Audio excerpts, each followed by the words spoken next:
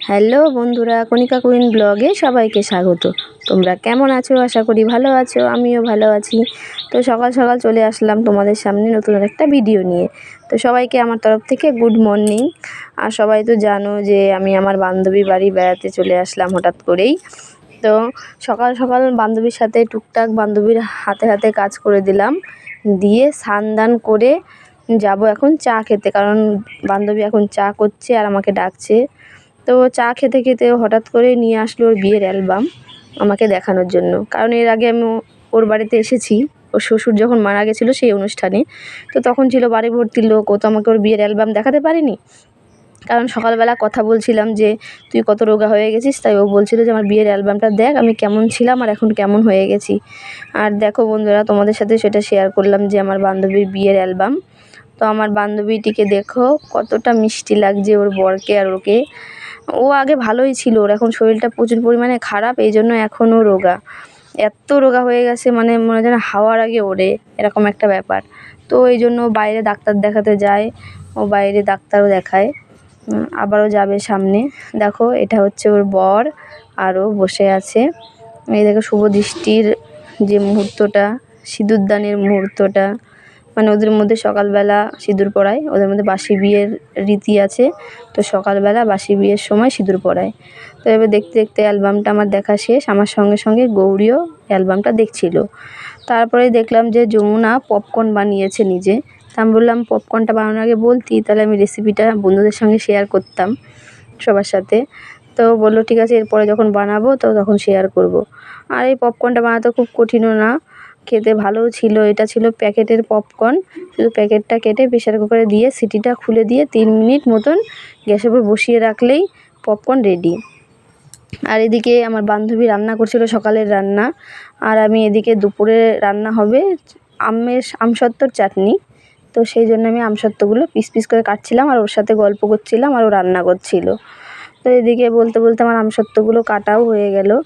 আর বন্ধুরা, তোমরা কে কে আমসত্ত্ব খেতে ভালোবাসো? আমি তো আমসত্ত্ব খেতে খুবই ভালোবাসি, এই জন্য আমসত্ত্বগুলো কেটে নেওয়ার পর আমি 2 টুকরো আমসত্ত্ব নিয়ে খেতে শুরু করে দিলাম। আর আমসত্ত্বগুলো সত্যি এত মিষ্টি ছিল সে বলার নয়। আর এই আমসত্ত্বগুলো দিয়েছিল হচ্ছে যমুনার দিদি বাড়ির থেকে, যমুনা বলতে আমার বান্ধবী।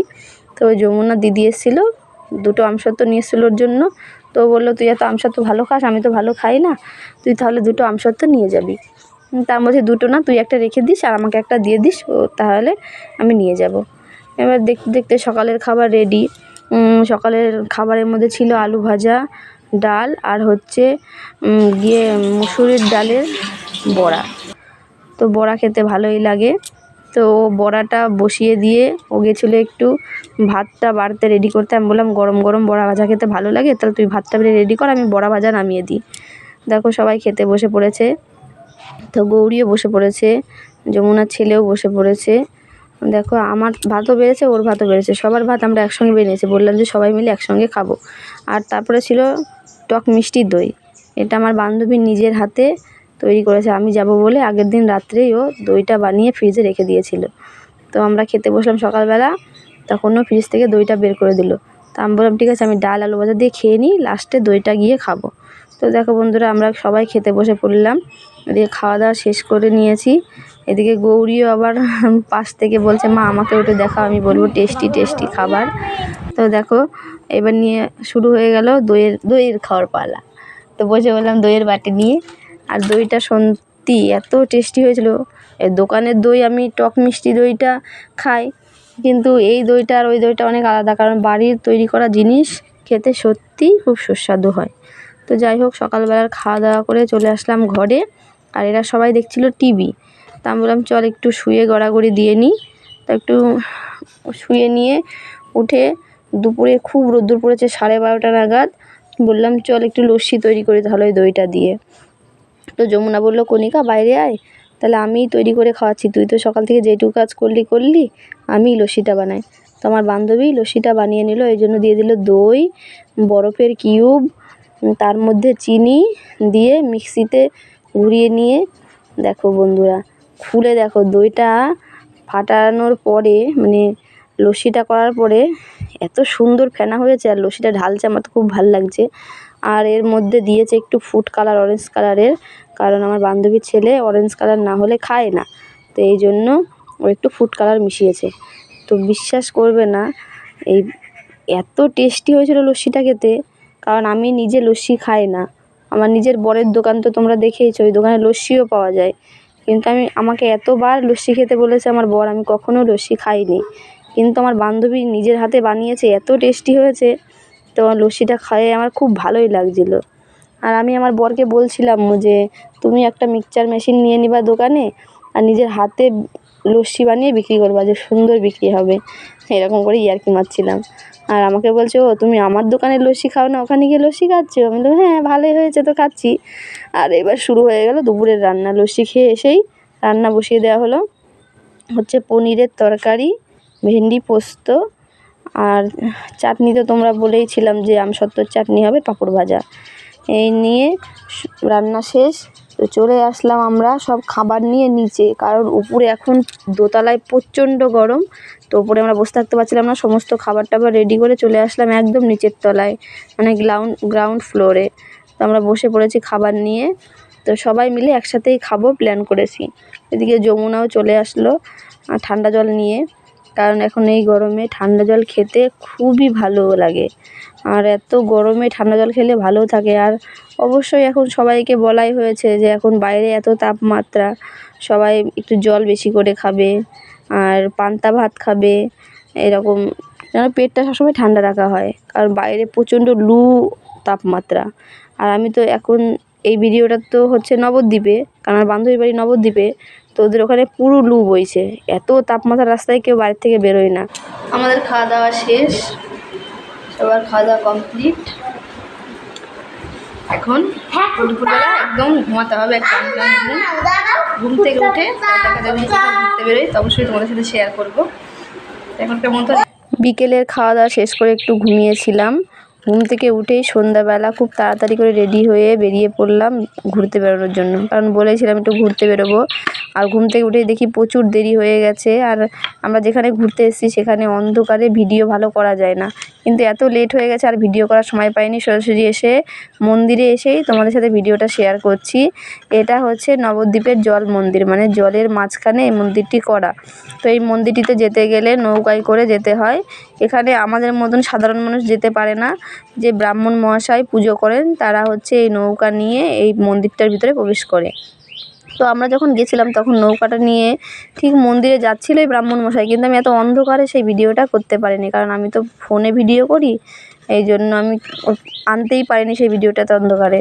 তো দেখো বন্ধুরা, জলের মন্দিরটি এত সুন্দর, আমি তো কখনো এখানে এর আগে যাইনি, তো এই প্রথমবার যাচ্ছি। আরও আমার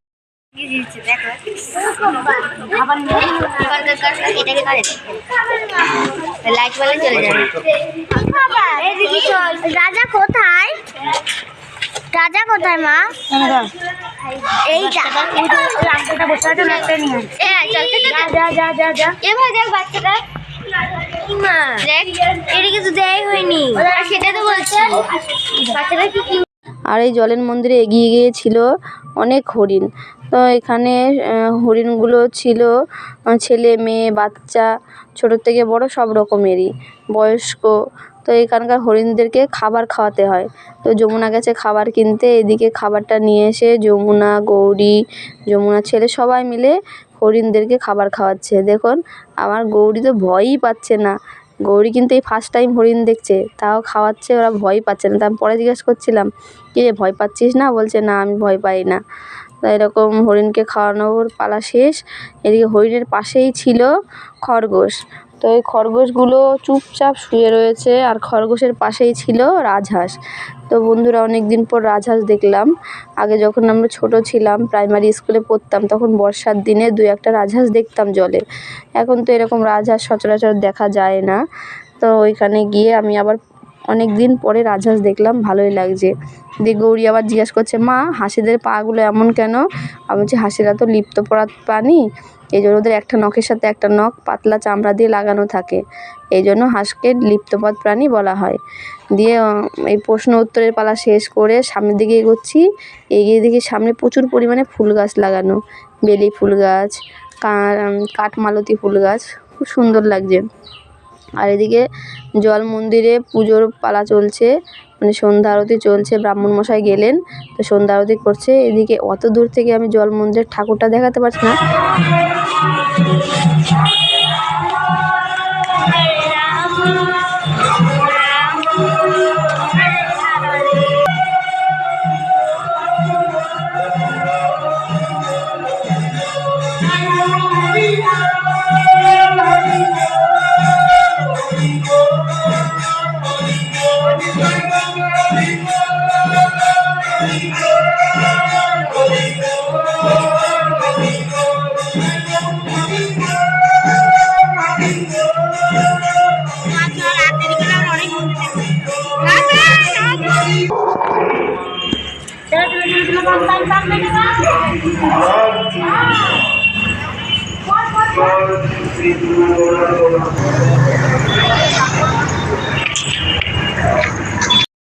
শ্রী চৈতন্য সরস্বতী মঠ ঘুরে এসে চলে আসলাম শ্রী শ্রী কেশবজির মঠে।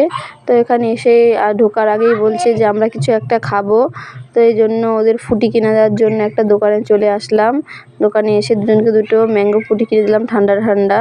গৌরী বলছে আমি ম্যাঙ্গো ফুটিটা খেয়ে আইসক্রিম খাওয়া, বলছে না না যে কোনো একটা খেতে হবে, এক্ষুনি ফুটি খেয়ে আইসক্রিম খাওয়া যাবে না, বাড়ি যাওয়ার সময় একটা করে আইসক্রিম আবার কিনে দেওয়া হবে। তারা ম্যাঙ্গো ফুটিটা খেয়ে নিল। তারপর চলে আসলাম কেশবজির মঠের সামনে, আর এসে একটু দাঁড়ালাম, কারণ এই ম্যাঙ্গো ফুটির প্যাকেটগুলো না বাইরে ফেলে ওরা ভেতরে ঢুকতে দেবে না। তো ওদের খাইয়ে ফেলে দিয়ে নিয়ে আস্তে আস্তে ঢুকে পড়লাম ভেতরে ঢুকেই দেখি গানের পর্ব চলছে। আর এখানে ঢোকার প্রথমেই জুতো খুলে মন্দিরে প্রবেশ করতে হয়। তো আমরা জুতো খুলে মন্দিরে প্রবেশ করছিলাম, আর মনে মনে ভাবছিলাম যে মন্দিরটা কি বন্ধই হয়ে গেল, কারণ প্রায় 8টা বাজে, আর এই মন্দিরটি 8টার সময় বন্ধ হয়ে যায়। তো যমুনা বলছে যদি ভাগ্যে থাকে তাহলে দেখতে পাবো, আর যদি ভাগ্যে না থাকে তাহলে দেখতে পাবো না। এসে দেখলাম গান টান প্রায় শেষের দিকেই। এদিকে ওই দেখো দেখা যাচ্ছে মন্দিরটা। তো আমি এতটা পথ অতিক্রম করে সামনে এগোবো, তারপরে তো আর তোমাদের সাথে ভিডিওটা শেয়ার করবো বলে সামনের দিকে এগোতেই দেখি মন্দিরটা প্রায় বন্ধই হয়ে গেল। এবার আমি যেইটুকু ঠাকুর দর্শন করতে পারলাম তোমাদের সাথে সেইটুকু শেয়ার করতে পারলাম না। এদিকে চারিদিকের সব রাম সীতার যে রাম বনবাসে গেছিলো, সীতা হরণ হয়েছিল, সেই সিনগুলো সব তুলে ধরেছে।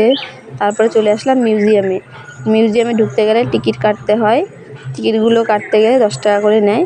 তো আমরা 10 টাকা করে টিকিট কেটে নিয়ে সবাই ঢুকে পড়লাম মিউজিয়ামে ঢুকতেই পাশে দেখি কিছু মায়েরা ফুল দিয়ে মালা গাঁথছে, আর এদিকে সব রকমের মূর্তি সুন্দর সুন্দর করে স্মৃতিগুলো তুলে ধরেছে, যে আগেকার দিনের সব রাজারা, মহাপ্রভু শ্রী চৈতন্যদেব কে কেমন ছিল, কি করতো, সব এগুলো সিনগুলো তুলে ধরেছে।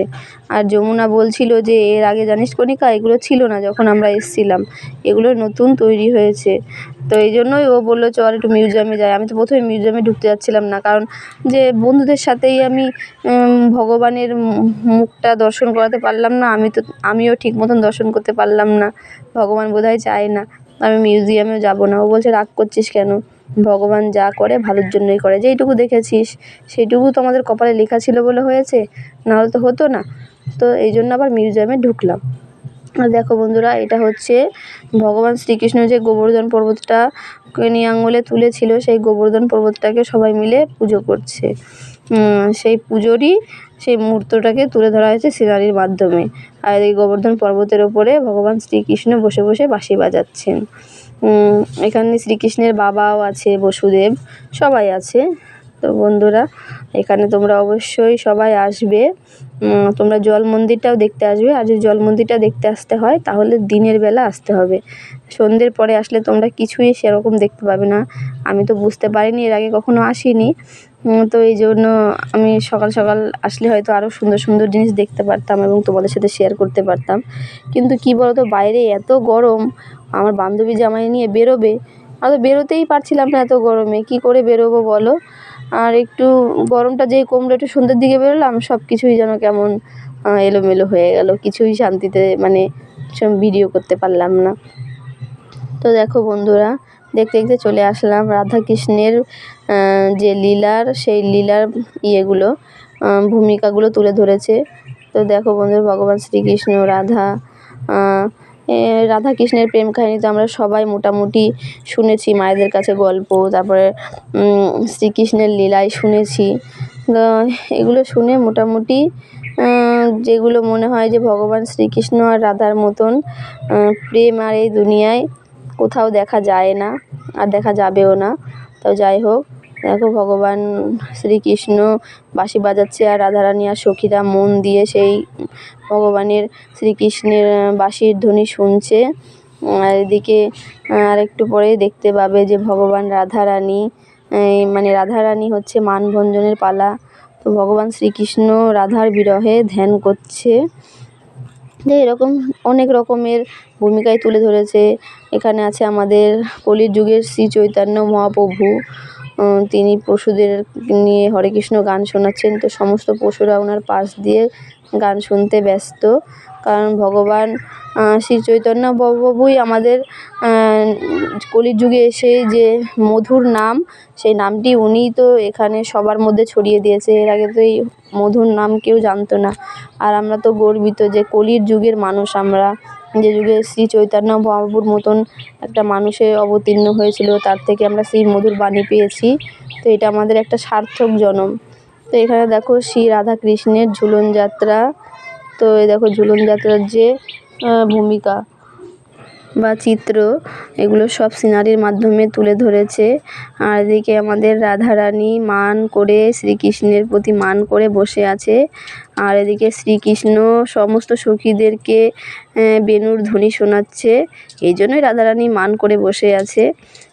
আর এইদিকে আমরা একটু এগিয়েই দেখি যে আমার বান্ধবী বলছে, দেখ কণিকা, রাধারানী মান করেছে বলে ভগবান শ্রীকৃষ্ণ রাধারানীকে মান ভঞ্জন করছে একান্তে, মানে ওরা একান্তে কথা বলছে। আমাদের এখনকার সময় হলে রাগ হলে যেমন প্রেমিক প্রেমিকাদের মান হয়, মান ভাঙায় একে অপরে, সেরকম। আর এটা হচ্ছে ভগবান শ্রীকৃষ্ণের দাম যে লীলাটা, সেই দাম লীলা। আর এদিকে একটু এগিয়েই ছিল 3 বোন, যমুনা, গঙ্গা ও সরস্বতী, যেমন 3 বোনের সিনারি। মিউজিয়াম, বাইরের দিকে যাব, বাইরের দিকে যাই। কিন্তু তারিখের মধ্যে চলে আসবে।